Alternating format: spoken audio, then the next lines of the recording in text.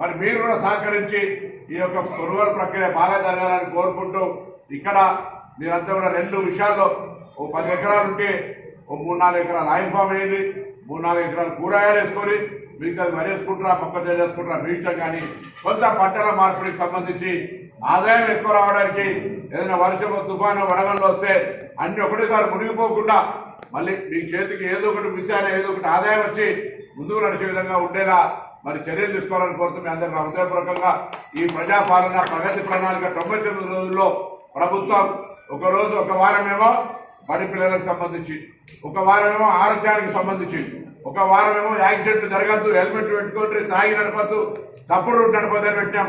ఇలా వ్యవసాయానికి ఉన్నది, రేపు ఇంకొకటి ఇండస్ట్రీ ఉంటుంది, రేపు ఇంకొక రకంగా వారం రోజులు 99 రోజులు ఒక ప్రత్యేకమైనటువంటి ప్రాధాన్యత ఆ అంశాల పట్ల ప్రజలకు అవగాహన కలగాలని ఈ చర్య తీసుకుంటుంది. కాబట్టి ఆ దిశలో అందరూ ఆలోచన చేయాలని సందర్భంగా కోరుతూ అందరికి నా హృదయపూర్వకంగా నమస్కారాలు.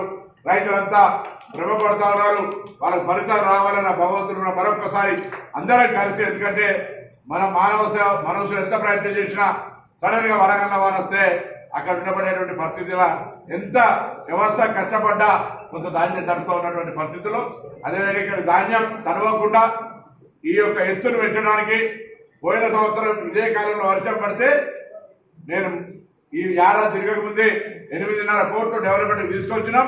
టెండర్ స్టేజ్ ఉంది. నెక్స్ట్ ప్రొక్యూర్మెంట్ వరకు మొత్తం మార్కెట్ యార్డ్ ధాన్యం పడ్డ ఒక సుక్క ఇక్కడ పడ్డది మాత్రమే తప్ప బయట నుంచి వరద రాకుండా ధాన్యానికి ఇబ్బంది రాకుండా మొత్తంగా 8.5 కోట్లతోటి ఈ మార్కెట్ యార్డ్ అభివృద్ధి అవుతా ఉంది. మిగతా మార్కెట్ యార్డ్ కూడా నిధులు తీసుకొచ్చినాం. ఆ విధంగా రైతులు అత్యంత ప్రాధాన్యతగా ఒక రైతు బిడ్డగా పనిచేస్తున్నా మీరందరూ కూడా సహకరించి ఇంకా హుస్నాబాద్ రేపు పొద్దున గవర్నమెంట్ నీళ్ళు వచ్చినాక అగ్రభాగాన తెలంగాణలో ఉండే విధంగా మనందరం కలిసి పనిచేద్దామని కోరుతూ నమస్కారం చెప్తూ సెలవు.